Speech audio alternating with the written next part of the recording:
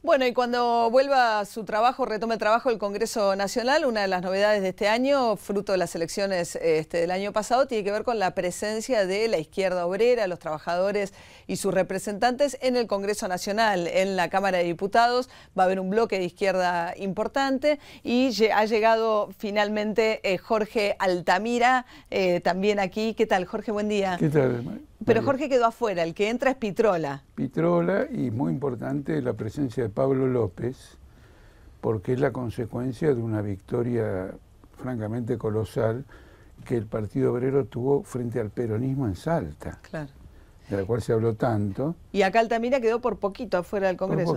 Por poquito. Bien. ¿Sí? Quiere decir que no hay personalismos. Claro, pues finalmente tuvieron... No, es una victoria muy grande. Además, por ejemplo, en Mendoza tenemos aproximadamente, creo que 5 diputados provinciales. En Salta tenemos la mayoría del Consejo Deliberante. Claro.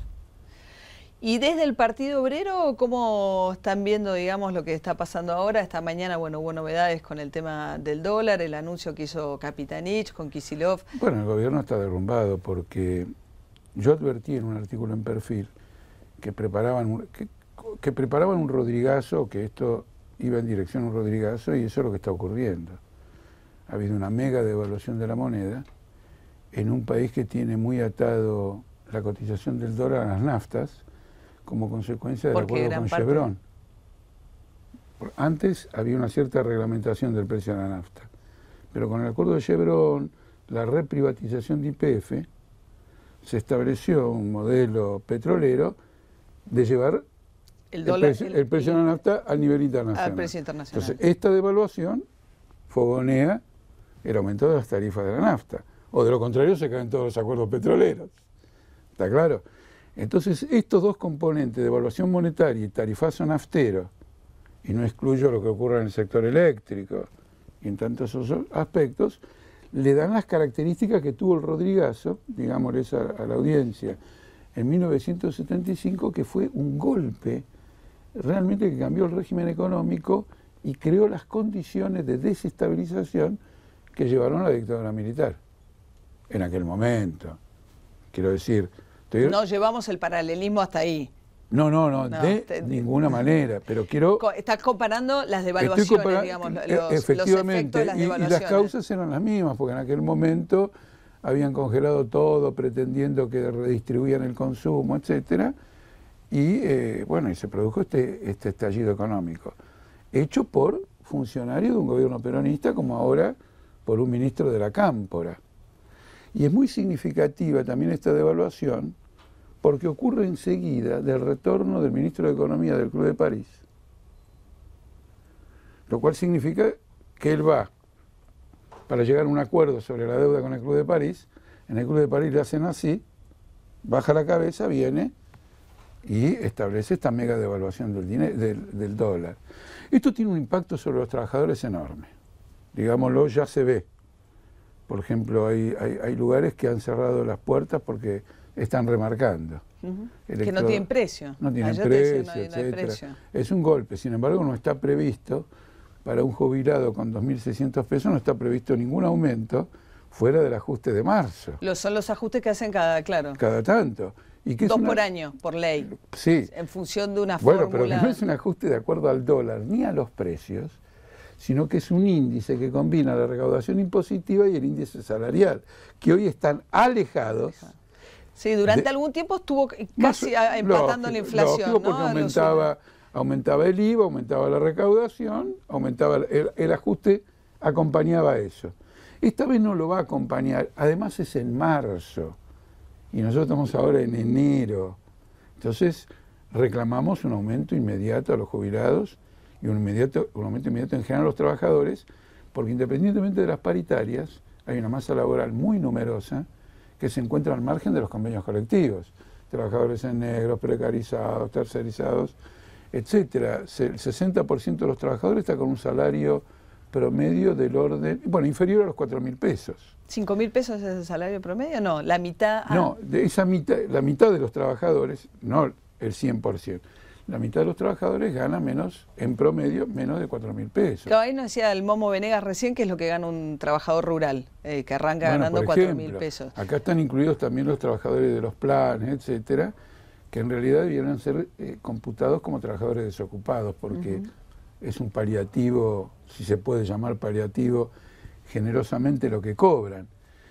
El otro aspecto que quiero señalar, de parte de un gobierno nacional y popular, es una capitulación completa ante el capital especulativo, financiero, neoliberal. Pónganle los adjetivos. Bueno, hoy estaba fastidioso Axel Kicillof, estaba muy molesto, se estaba yendo y volvió, dijo bueno, esto. Pero está molesto como le ocurre a todo el mundo. Un psicólogo dice, si estás muy molesto, no estás molesto con el otro, sino que estás molesto con vos mismo, porque acordémonos que esta política de devaluación empieza con el sedín de Moreno. Es decir, se permite que alguien blanquee dólares a un tipo de cambio más alto. Como eso no satisfizo a nadie, fueron subiendo la apuesta. Bueno, lo que pasa es que hubo mucho tiempo que el dólar estuvo muy atrasado, porque la inflación le ganó al dólar. Durante muchos años la inflación le ganó al dólar. Ahí empezaron a perder competitividad las economías regionales, empezaron a pedir los sectores exportadores. Pero claro, cuando el gobierno no quiso que eso impactara sobre inflación en un contexto inflacionario y empezó a inventar estas medidas. Eso habría que examinarlo con cuidado.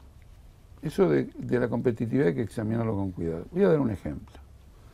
La devaluación esta es perjudicial en una economía como la Argentina para el 80% de la economía. Un ejemplo solo. Nosotros tenemos déficit comercial en la industria automotriz. Claro. Exportamos, digamos, 50 e importamos 100. Si devaluamos la moneda, mejora la exportación, 50.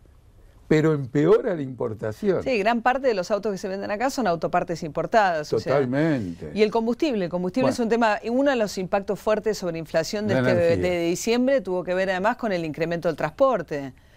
Claro, pero quiero decir lo siguiente, esta factura energética que importamos, porque se toleró durante 10 años que los grupos petroleros internacionales no produjeran, vaciaran al país. Se los toleró, simplemente. Si hubiera nacionalizado la industria petrolera, se ponía en marcha y se acabó. Se toleró eso. Ahora tenemos una gran factura de importación.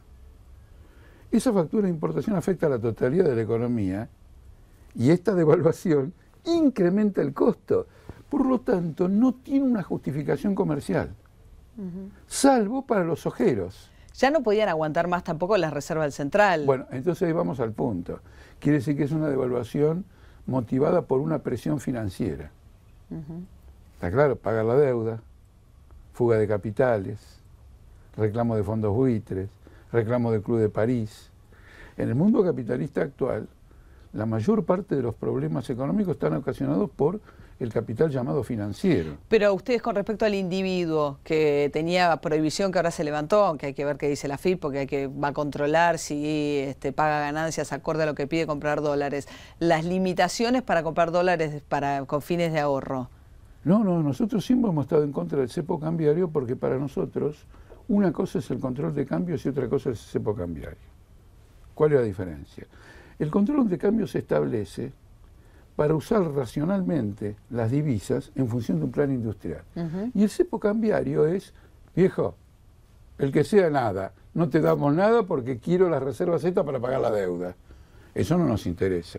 Segundo lugar, hay que defender fuertemente, y lo digo en nombre, digamos, del Partido Obrero, quiero subrayar esto, la capacidad de entrar y salir del país es un derecho democrático. Y aunque la inmensa mayoría de los trabajadores no tiene esa libertad porque no tienen los recursos económicos, esos trabajadores igual defienden esa libertad, porque aspiran a tener los recursos económicos, porque aspiran a conocer Brasil o aspiran a conocer cualquier otra cosa, ¿no es cierto? Entonces ahí también hay un derecho democrático. ¿Y para qué se restringía? Para pagarle a los fondos buitres. Por ejemplo, solamente por el falseamiento de la estadística del INDEC, Argentina el año que viene va a pagar 4.000 millones de dólares por el cupón del PBI que se paga a partir de un crecimiento del Producto Bruto del 3,2%. El Producto Bruto no creció el 3,2%, el INDEC dice que sí. Y entonces hay que pagar más caro. 4.000 millones de dólares. Bueno, hay muchos gobiernos provinciales que están muy preocupados con esto, porque tienen deuda atada en dólares. En pocas horas... ¿Y quién nos obligó a comprar una deuda? ¿Y quién nos obligó a emitir? Por supuesto, ¿quién nos obligó? La compañera nuestra que está en la legislatura de Córdoba juró hace poco y apenas empezó la sesión pidió que se discuta el presupuesto de nuevo porque era papel en blanco. Con esta devaluación, la deuda provincial se ha disparado enormemente. Sí, en Mendoza. Entonces, ¿cuál es el beneficio de esta devaluación pensando en el conjunto de los intereses del país? No en zafar de la presión del Club de París. No tiene ningún beneficio.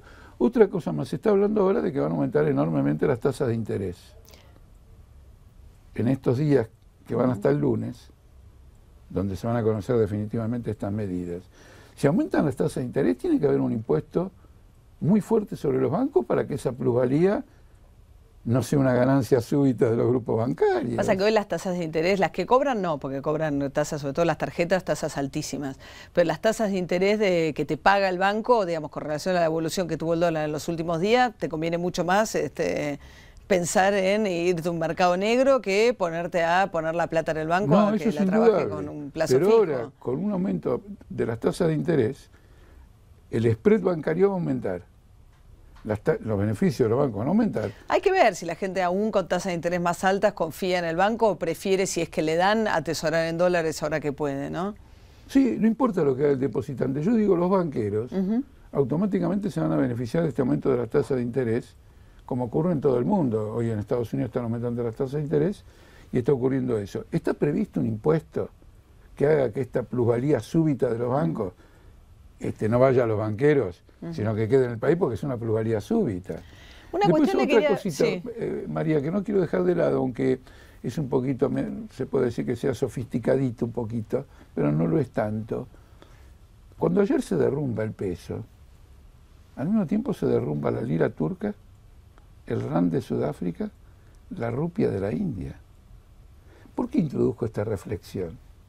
Hay un movimiento internacional de fuga de capitales de los países llamados emergentes. ¿Por qué tenemos que pagar la factura de un capitalismo que está en crisis? Llama mucho la atención, porque para entender... Pasa que no era un contexto de gran ingreso de capitales a la Argentina, justamente con el dólar como estaban, muchos capitales no querían venir o se iban, bueno, como pasó con la minera Vale. Más a mi favor, porque los turcos pueden decir, ay, recibimos un montón de capital y ahora se van. Los sudafricanos pueden decir lo mismo, los hindúes pueden decir lo mismo. Nosotros no recibimos nada y se va todo el capital que fue acumulado en la Argentina como consecuencia de los grandes beneficios de las empresas, de los bancos y de los ojeros, grandes beneficios, en pesos, que ahora van al mercado de cambios y quieren llevárselos al exterior por desconfianza en el peso argentino por hacer un beneficio. Esta es una devaluación que beneficia, se lo digo mirándole a los ojos a Kicillof, a Cristina de Kirchner, a Guillermo Moreno, que beneficia a los grupos concentrados, a los ojeros, a la sociedad rural y mirando a los ojos de Delía, a la puta oligarquía. El lenguaje de Delía. El lenguaje de Delía, sí, claro. No, si la propia presidenta en mayo había dicho, si quieren una devaluación que afecte el poder adquisitivo de los trabajadores, van a tener que esperar al próximo gobierno. Bueno, ahí usted, María, usted introduce un principio que, no sé, en el marco de esta entrevista si lo vamos a tratar, que es que hay una crisis política. Porque este gabinete probablemente no subsista. Y el recambio que haya que producir, ¿en qué lineamiento se va a dar? Afecta mucho la marcha del gobierno, la gestión de Capitanich es historia antigua. Sí, hay 2 años por delante todavía, ¿no? De una transición, de un proceso que evidentemente llega a su fin. Además, Cristina Kirchner ya dijo, no tengo más ambiciones, termina en 2 años, pero no es poco tiempo 2 años. No, pero desde el punto de vista de la gestión de gobierno se agotó antes de 2 años. Bueno, Altamira, muchas gracias. No lo vamos a tratar, pero simplemente pues nos quedamos sin tiempo. Le tengo que dar el pase a Paulino Rodríguez, pero ya tendremos otra oportunidad. Muchas gracias. Encantadísimo.